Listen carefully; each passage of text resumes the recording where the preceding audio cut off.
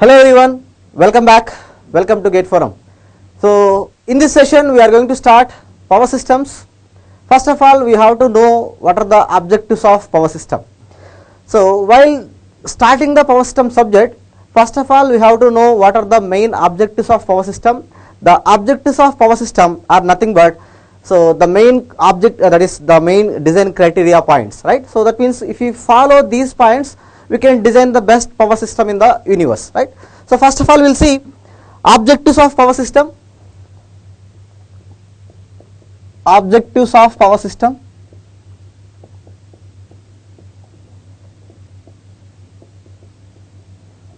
The first objective of power system, it always starts at the generating point, right? The power system, the electrical power system always starts at the generating point. So we have to generate the electrical energy. But as an engineer, what we can do in the power system, right? So we can generate the electrical energy, but as an engineer we have to give the minimum cost criteria, right? That means how minimum we can generate the electrical energy, we have to give the cost criteria.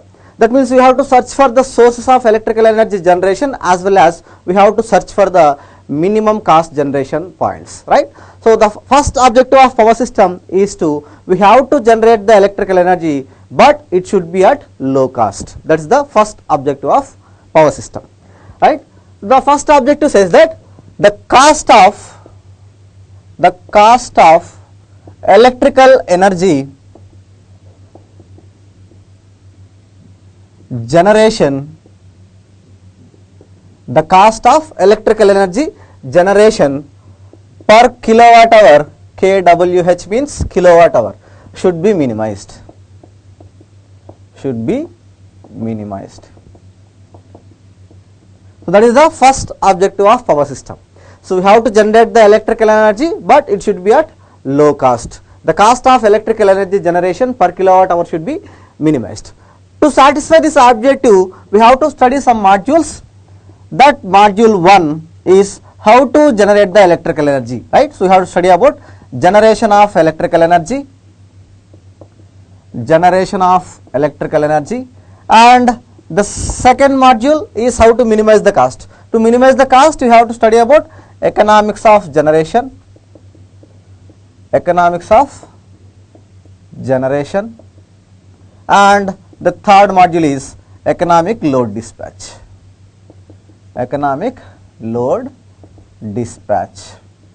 So these are the three modules that you have to study to satisfy the objective 1, right? So we got an objective and we got the topics also. Suppose that means if you study these three topics, then only you are able to satisfy the first objective.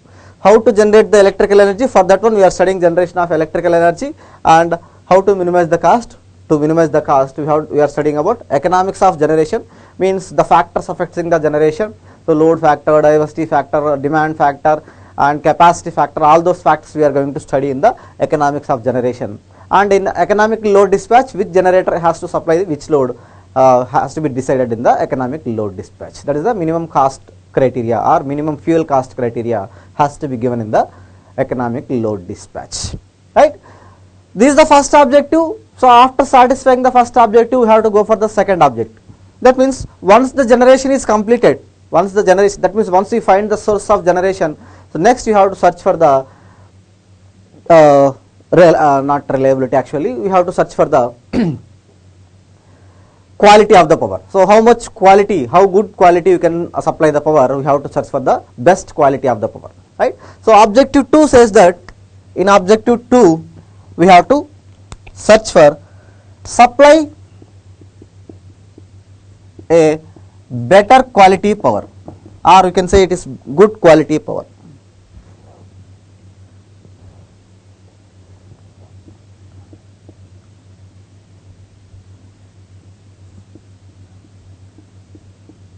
Good quality power. Quality of power will be decided by two aspects. One is the quality of the voltage and one is the quality of the frequency, right? So to satisfy this objective, we have to study two modules. One module is voltage control, and the second module is frequency control. So we have to study two modules, one is voltage control and one is the frequency control. First of all, why we need to control the voltage? That means if the voltage is below the rated level or above the rated level, what is the problem we can experience? We have to see that one. Suppose for a house, if the voltage we are supplying is less than the rated level, what happens? We can take some examples, that is incandescent bulb. So have you seen any term incandescent bulb? That incandescent bulb glows dim sometimes.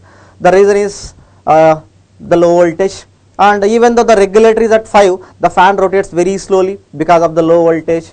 Suppose if you switch on your TV without any stabilizer, the TV screen starts rolling from top to the bottom because of the low voltage, right? So that means the low voltage always causes the misbehavior of the load. That means we unable to get what we want from the load. So that means we want lighting from the bulb, we are unable to get. We want wind from the fan, we are unable to get. We want a clean and neat picture from the TV, we are unable to get. That means the load misbehaves. That means we are unable to get what we want from the load whenever the supply voltage is less than the rated voltage. So conversely, if what happens if the voltage supplying what we are supplying is more than the above rated level. Suppose what happens, the major thing that depends on voltage level, right? So in any electrical equipment, the insulation required, insulation level is always proportional to the highest voltage level, right? And conductor size is always proportional to the highest current level. So remember these 2 points in any electrical, it may be power systems or electrical machines or network theory, any subject. So it is the basic point that you have to remember on power system, right? The insulation level always proportional to the highest voltage level. So the insulation given to the conductors, insulation given between the plates, between every where you are giving the insulation, that insulation level always proportional to the highest voltage level that you are giving to that element. Now suppose if the voltage level is more than the rated voltage level, what happens? The insulation fails. So whenever the insulation fails, what happens? The conductors where we are given in the DC in the AC machines where you have wounded the windings, so all the windings will be short circuited. So because of the short circuit, there will be huge amount of circulating currents will flow. These circulating currents will cause enormous amount of heat. So that because of this enormous amount of heat, the machine will be completely damaged. The winding will be damaged. The machine will be completely damaged. So that means whenever the voltage, supply voltage is more than the rated level, the machine will be damaged. That means the load will be completely damaged. And whenever the supply voltage is below the rated voltage, the load misbehaves. So that we should not supply the voltage below the rated level. We should not supply the voltage above the rated level. So if you have any option, you can take that, but you don't have any option to supply the voltage to below the rated level or above the rated level. You have to supply the exact rated voltage. So that we need to study about the voltage control process, right? So voltage control is also called as reactive power control. Remember, it is also called as reactive power control.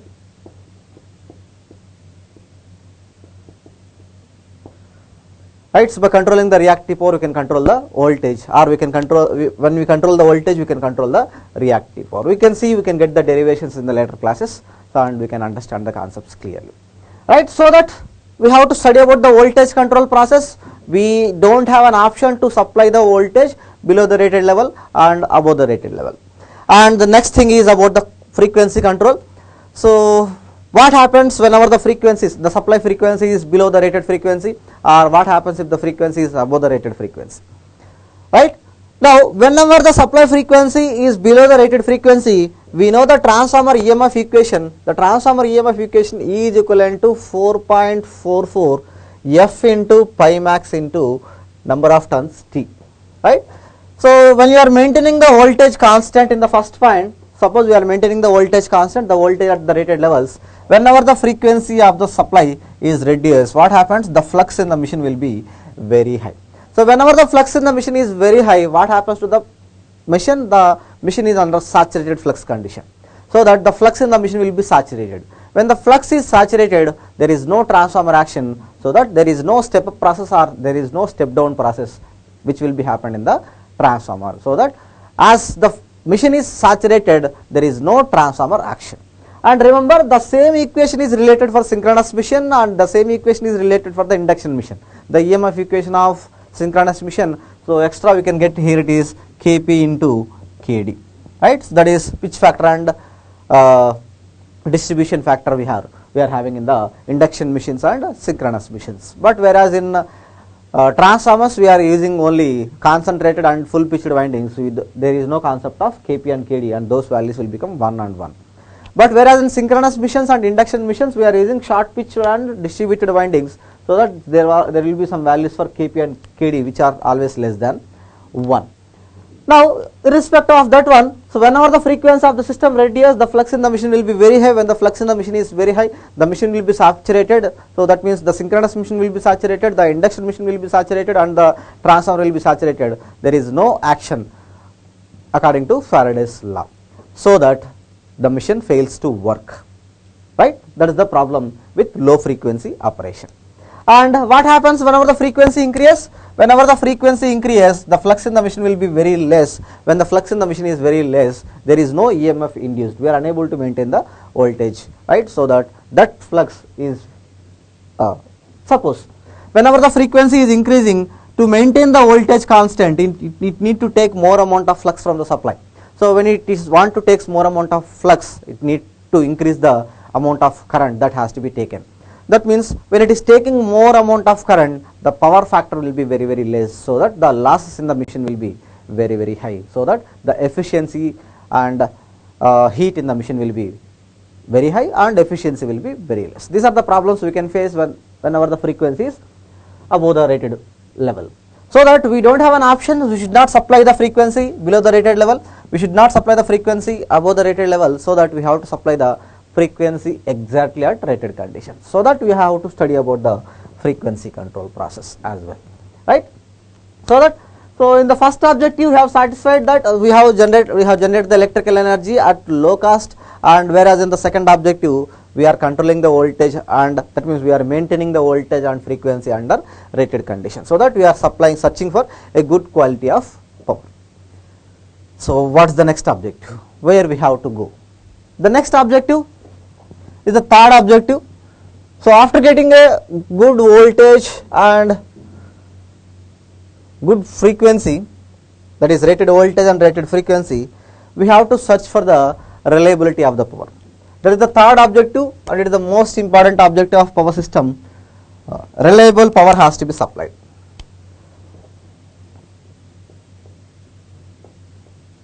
Reliable power has to be supplied. So we need to supply a power which is always reliable. There should not be any breakdowns in the power. So we need continuous power supply. Why? Because the load connected will be very, very high. The load always needs the power, so that the supplier has to supply the power continuously, right? To satisfy the power reliability, we need to study some modules. The modules are module 1. We have to study about load flow analysis and fault analysis, and the third one we have to study about switchgear and protection, right? So to supply the power, first of all, where it is flowing, from where to where it is flowing, we have to study. So for that one we have to study the load flow analysis or the power flow analysis, and the second one is what are the types of faults that will cause the breakdown of the power supply. So we have to study about the faults, fault analysis, open circuit faults and short circuit faults, and how can you protect those power system elements from the faults that are causing. So that is what are the protective scheme we can design for LG fault, LL fault, or short circuit faults or open circuit faults. So we have to study about the switchgear and protection as well. And we can say, according to the importance of the objectives, the third objective is the most important objective compared to the first and second. But whatever it may be, we need to satisfy all the objectives definitely, right? So according to gate point of view, in terms of marks, the third objective is the most important objective, right? So we have generated the electrical energy at very low cost, and we are supplying a good quality of power, and the power is continuous, right? So we have completed 3 objectives where we can go for the next objective. The fourth objective, so before transmitting the power, we need to search for the stability of the power system, right? So whenever the power system is stable, then only it is possible to supply the power, right? So that means whenever the synchronous generator is running under synchronous speed, then only it is possible to supply the electrical power. That means whenever a synchronous generator is rotating under synchronous speed, then only we can say the total power system is under stable conditions, right? So we are still in the generating point of view, so that in the generating point, so maintain the generator. So what is the generator for power system? The generator for power system is the synchronous generator. So whenever the synchronous generator is able to deliver the power and it is rotating at the synchronous speed, then only that entire power system is under stable operating conditions, right? That means the synchronous generator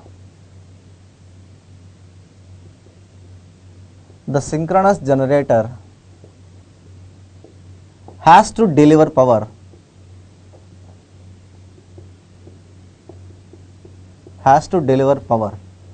by rotating in synchronous speed.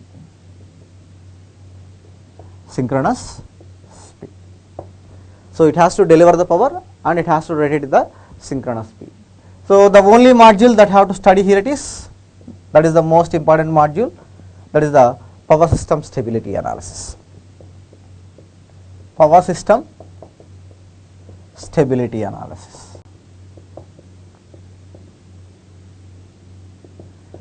Right, so power system stability is the nothing but it is the ability of the synchronous generator to transfer the electrical energy, and it has to rotate at the synchronous speed. It has to maintain the synchronism with all the remaining generators. That the most important objective we can say, that is the most important module also, right? So we have to study about the steady state stability points and as well as the transient stability points also. So we have generated the electrical energy at low cost, we are maintaining the voltage and frequency under rated conditions, and the power is always reliable and the entire power system is stable. That means whether the fault is very close to the generator or whether the fault is very far away from the generator is under stable operating conditions. That's what the stability means.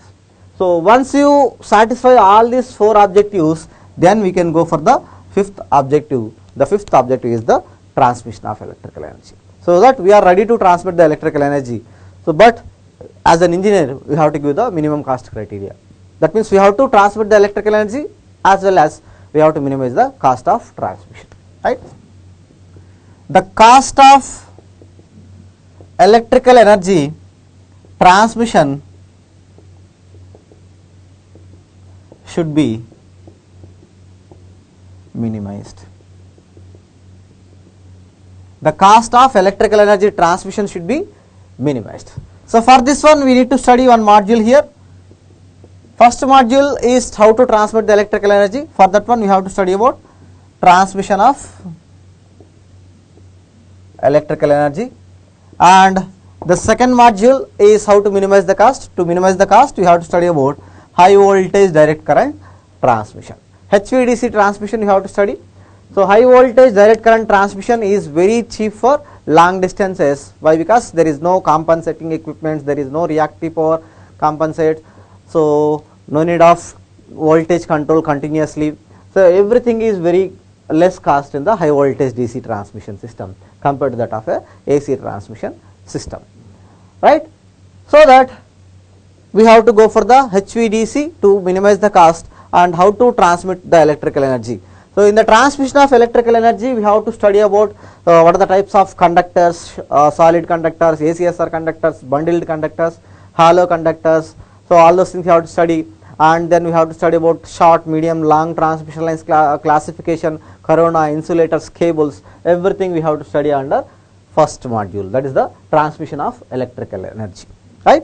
And After satisfying fifth objective, we have to go for the last objective, not last, the next objective is the flexibility. How to search for the flexibility, right? Search for flexibility. So how flexible you can transfer the power, how flexibly you can control the power. So for that one we have to search. That means after getting all the 5 objectives, then only you have to search for the flexibility. So in the flexibility we have to go for, the name itself says facts. What are the facts? Flexible AC transmission systems, static wear compensators, StatComs, DSTCA, all those things we have to study in the facts controllers, right? So with this the controlling will be very easy, but essentially we need the first 5, and to control the first 5 we need the 6th one, that is for more flexibility of the power transmission. We are so going for the power electronics controlled process, right? So in the 6th one we are going for the power electronics controlled process. So with that the controlling process will be very easy. And the last one is we have to go for the distribution of electrical energy, right? So distribute the electrical energy, distribute the electrical energy, right? So that for that one we have to study the only module. The only module is distribution of electrical energy. So these are the all objectives of power system. These are the all objectives of power system. So if you satisfy all these objectives, then we can say that is the best power system in the universe, right? So the power system always carries 10 to 13 marks. In 10 to 13 marks, so I will give some 3-star points. Those are having the highest weightage. So in that one, load flow analysis is a 3-star one, and fault analysis is also a 3-star one. Power system stability analysis is also a 3-star one, right? And transmission of electrical energy and voltage control. So these are the most important topics. So with this 1, 2, 3, 4, 5, with these 5 topics, so 90% of the weightage will be covered. That means if you are getting 10 marks in any question paper, 9 marks will be covered in these 5 topics, right? If you are getting 13 marks, approximately 11 marks you are getting in the these 5 topics.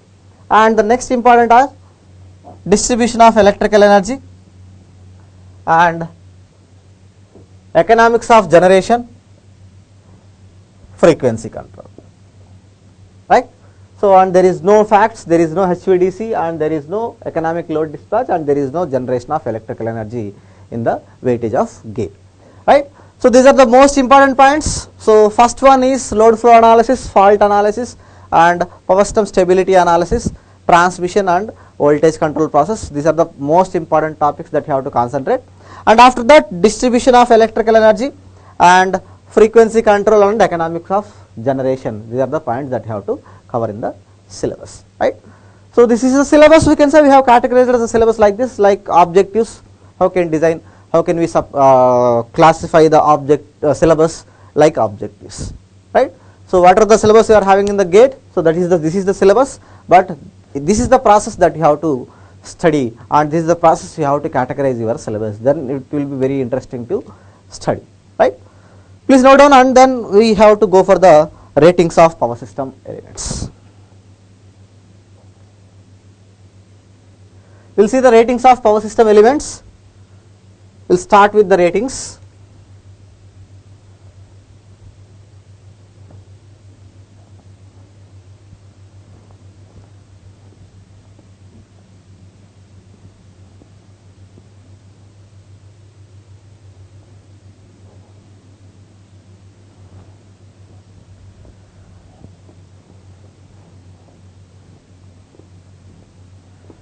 So the ratings of power system elements are, you have to know those ratings for calculation of efficiency and regulation of all the elements, and also to calculate from the problems what they have given. Always they will give the rated values only. So from the rated values we have to calculate the required values. So first of all, you have to know what they have given. They have given the line quantities or the phase quantities or the apparent power, active power, what they have given. For which element, what they will give, right? So those should be known, right? So for that one, we will see ratings of power system elements.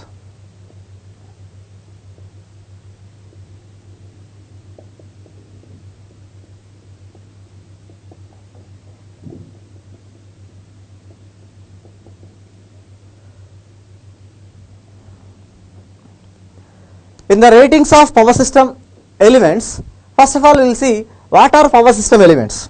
Power system consisting of a generator, transformer, transmission line, and one more transformer and the load.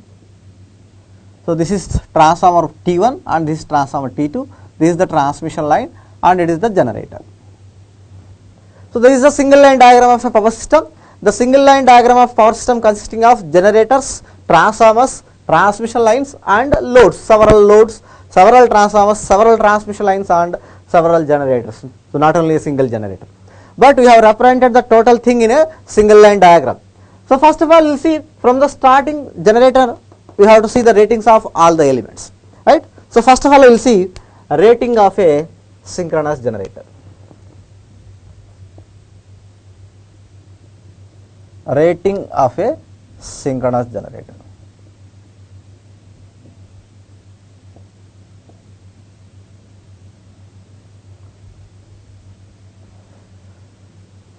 What is the rating of synchronous generator? The synchronous generator. So while giving the rating of any element in that category other than the load, so sometimes for load also they will give like this only.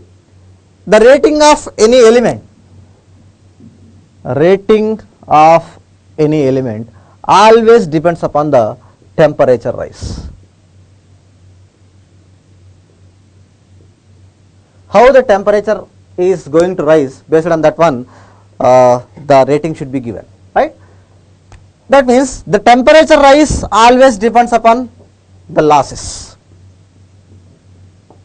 The temperature rise always depends upon the losses. So more the losses, more will be the temperature. We know already, we have studied in the electrical machines. So more the losses and more will be the temperature rise or more will be the heat. The losses are two types. What are the losses we are having? The losses we are having are copper losses and iron losses. So we are having only two types of loss in the machine.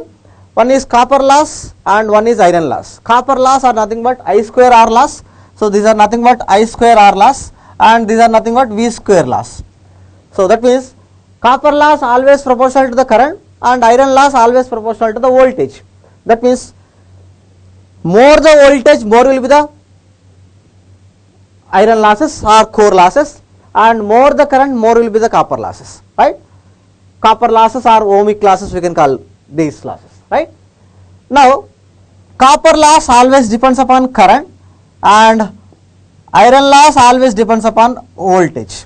So that the losses depends upon only volt and current. So that give a rating of volt ampere. So that the rating of any element in the power system should always be given as volt ampere rating.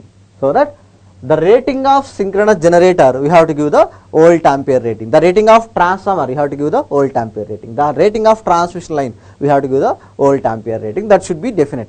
Why? Because based on voltage and current the temperature rise will be decided, right? So based on voltage rise, iron loss quantity, and based on current rise we have to give the copper losses quantity. So based on both the losses we have to give the total temperature rise and total losses, so that the rating will be volt ampere. So that the first rating that you have to give here it is. So as it is a three phase power system, we have to give three phase upper end power rating.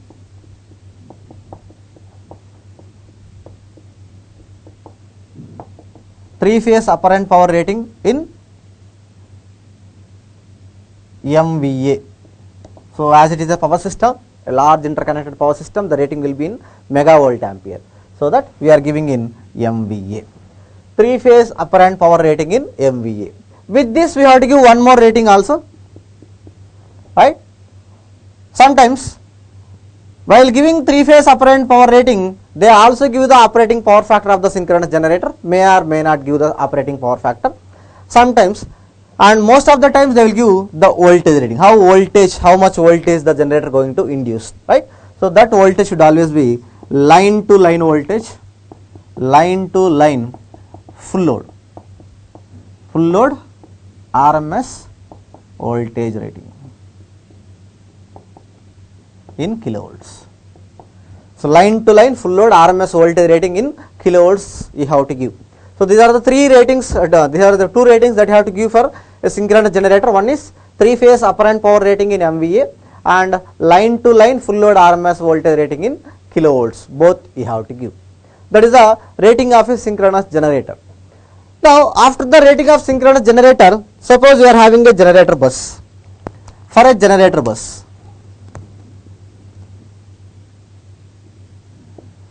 a generator bus or generating station,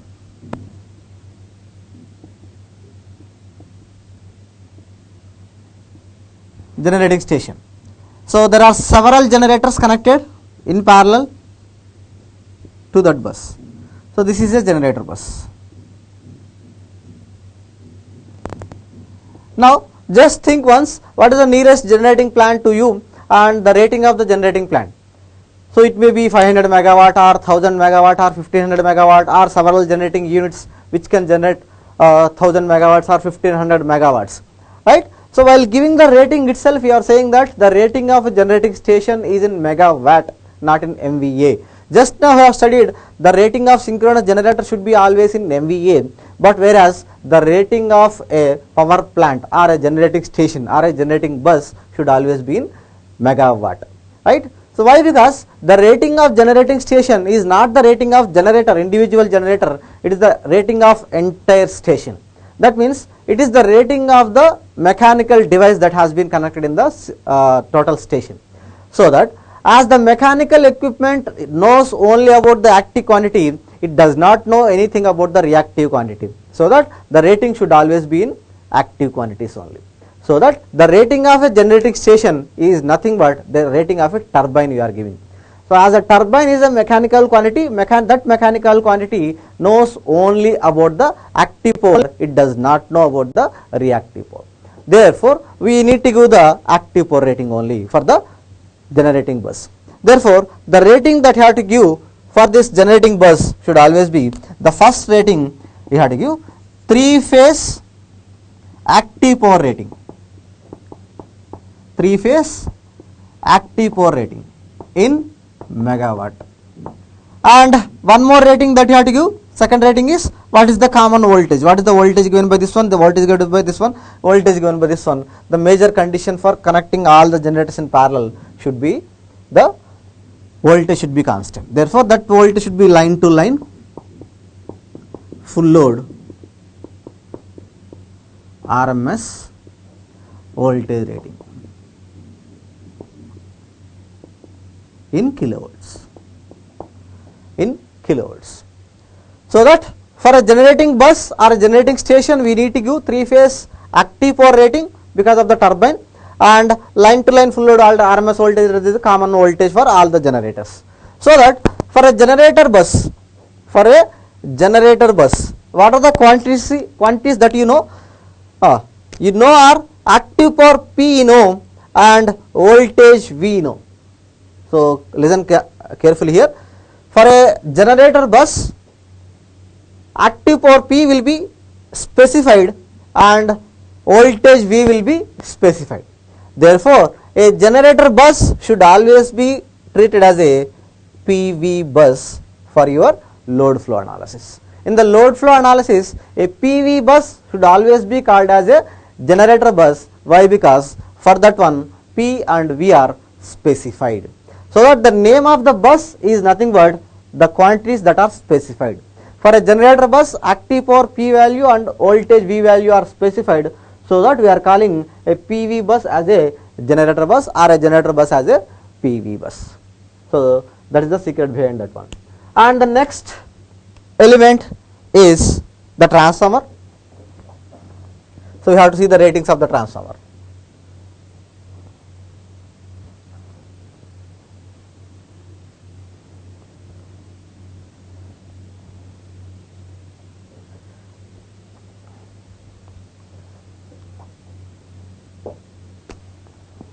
rating of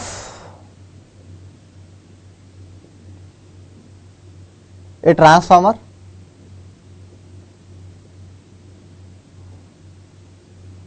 rating of a transformer. While studying the rating of a transformer, so you will see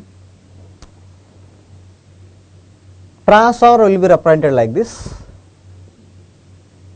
When we are representing the transformer like this, and suppose we are giving it is a 11 kV bar 33 kV transformer. In the 11 kV bar 33 kV transformer, here we are having some impedance in the primary, and here we are having impedance in the secondary as well.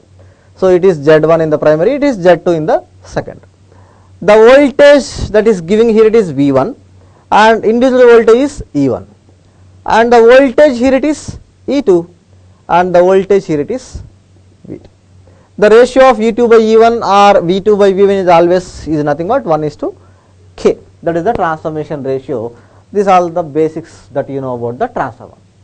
But if you are giving 11 kV bar 33 kV, this 11 kV is equal to E1 and 33 kV is equal to E2. But remember, 11 kV V1 is not equivalent to 11 kV, V2 is not equivalent to 33 kV. Their ratio, suppose E2 by E1, it is 33 by 11 is 3, V2 by V1 should be 3, but there is no condition that V1 should be 11, V2 should be 33, right? Their ratio should be 3. So that means here it is E1, it is E2. So E1 and E2 are the no load voltage.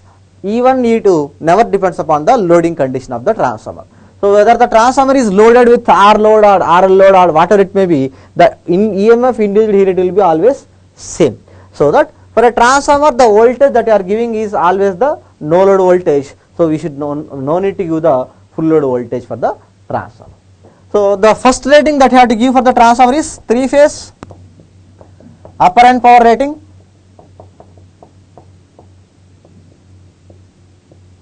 in MVA as given like synchronous generator.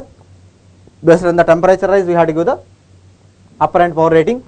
And second is line to line no load RMS primary voltage in kilovolts bar, line to line no load RMS secondary voltage in kilovolts. Line to line no load RMS secondary voltage in kilovolts. So that is the primary voltage rating and this is the secondary voltage rating. So that you have given the no load voltage rating for the transformer. So remember, it is no load voltage rating. Here it is also no load voltage rating. And whereas here it is full load voltage rating, and here it is also full load voltage rating for a generator we have given. So this is the rating of synchronous generator and the transformer. And the next element is we have to give the rating of a transmission line.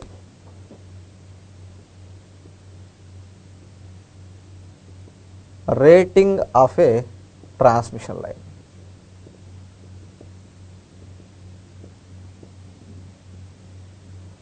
In the rating of a transmission line, if you see a transmission line, that is a simple representation of a transmission line, R and JXL, and it is having an impedance of Z. So a transmission line does not have any sources, right? And the rating of a transmission line majorly depends upon the losses. So that we have to give 3-phase apparent power rating,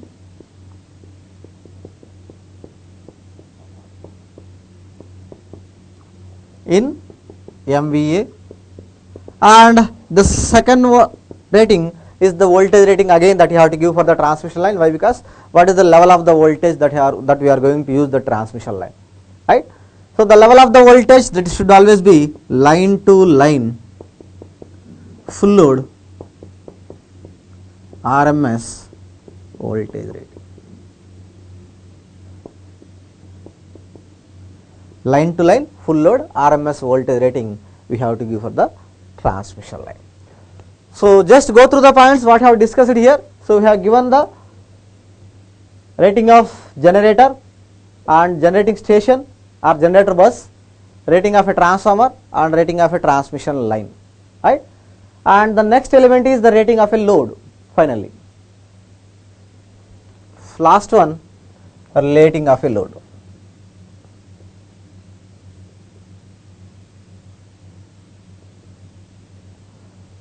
Load or load bus, rating of a load or load bus. Now see, while giving the rating of any load, we have to give three-phase active power rating, three-phase active power rating in megawatts. So just search for the rating of your fan. So while going to buy a fan, so we have to search for it is 750 megawatt fan or 100,000 megawatt fan or mixie. So best example you can see. So while going to buy a mixie, so we are always searching for it is 750 watt or 1000 watt or 1500 watt. Like that we have to search. That means the wattage rating should be known. So based on the wattage rating, so we are able to know how much electricity bill it is going to consume. So for every load, it's necessary that we have to give the active power rating. So that as it is a three-phase large interconnected system, we are giving in megawatt. So it is a three-phase active power rating in megawatt. And the second rating is we have to give three-phase reactive power rating in MVAR. Or so sometimes they will give the reactive power rating or operating power factor.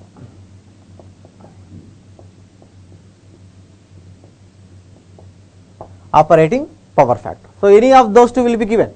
So may they have give the they may be given the reactive power rating in MVAR or they may be given the operating power factor. Suppose for example a single phase induction motor operating at 500 megawatt and 0.6 power factor lagging. Like that we can give the rating of the load, right? So that we have given the operating power factor or it is consuming this much amount of reactive power. Why? Because once you know the power factor, so then it is very easy to calculate the reactive power value, right? Now see, for a load bus, this is the load bus. So there are several loads connected here. What are the specified values are here? You have given here active power P and reactive power Q. So that we have given P value and Q value. Therefore, a load bus should always be treated as a PQ bus. So remember, a load bus, for a load P and Q are specified, so that we are taking a load bus as a PQ bus or a PQ bus as a load bus. So these are the ratings of all the power system elements. So just go through those and we'll start the basics of single phase power transmission, right? Just go through the points.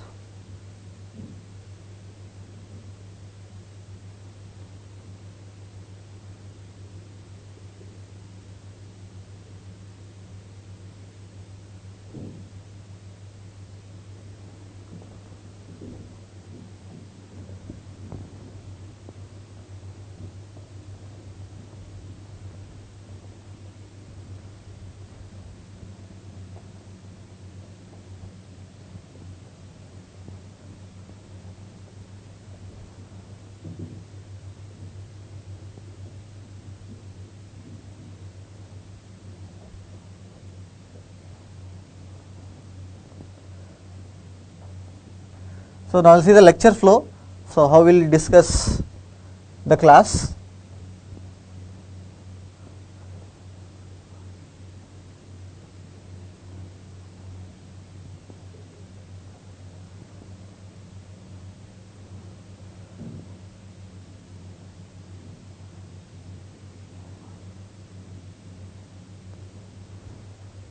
The lecture flow for this class will be, for the power system total entire subject will be,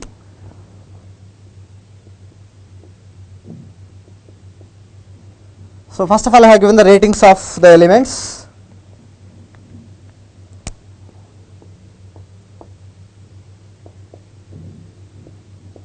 ratings of power system elements, and we will discuss about basics of power system. In the basics of power system, we will study about basics of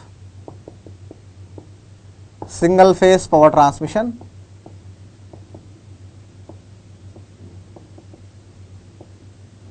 right.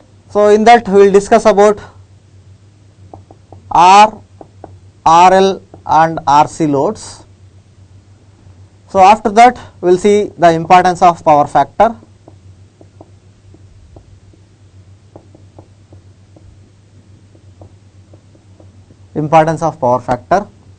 and then calculation of power factor.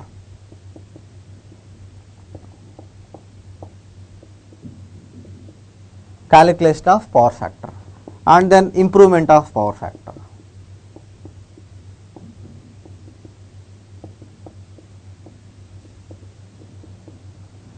So, later on that we will see complex power and complex power flow.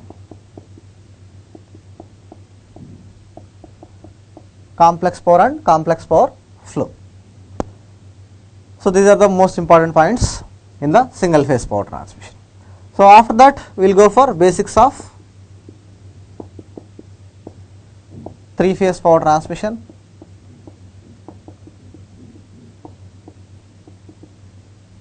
So, in the basics of three phase power we will discuss about star and delta connected loads,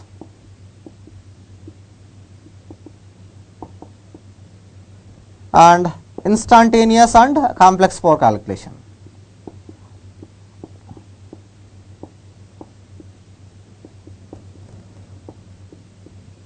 So, instantaneous and complex power in three phase quantities, right. So, this is in basics. So, later we will move to the per unit system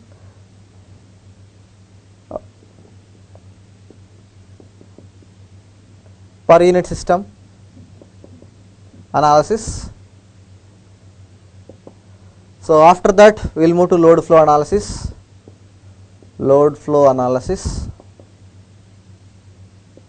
and then fault analysis,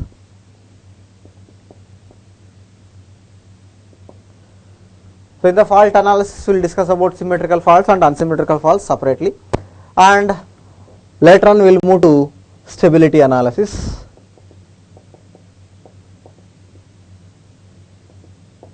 and after the stability analysis we will move to power system transmission,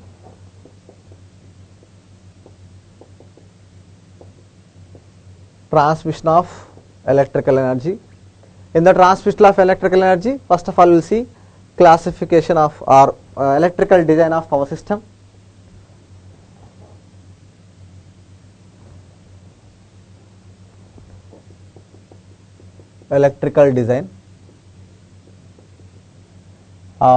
transmission system,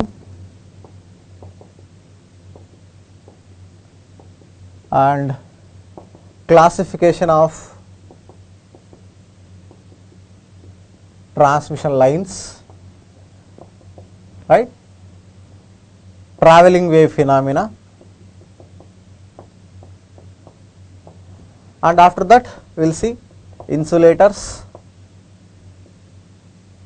cables, corona.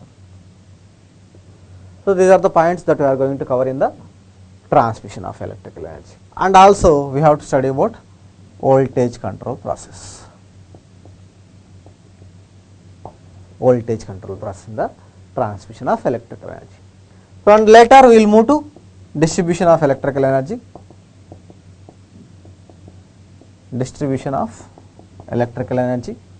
and after distribution we will go for economics of generation,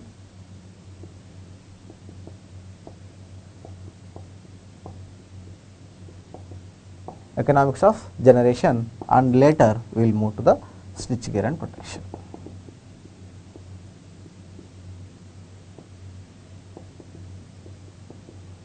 So, in the switchgear and protection process we will discuss about what are the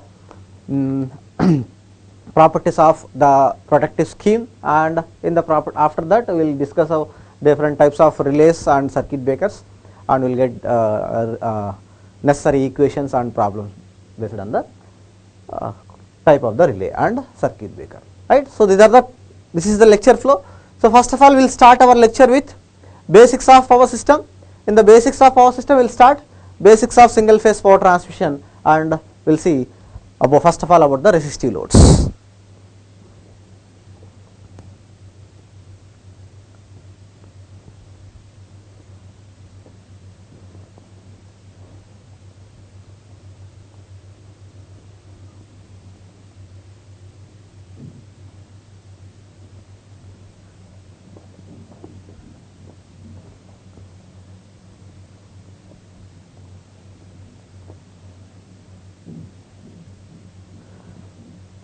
So we will take a short break here, and after the break, so we will discuss the basics of single phase power transmission, right. Thank you.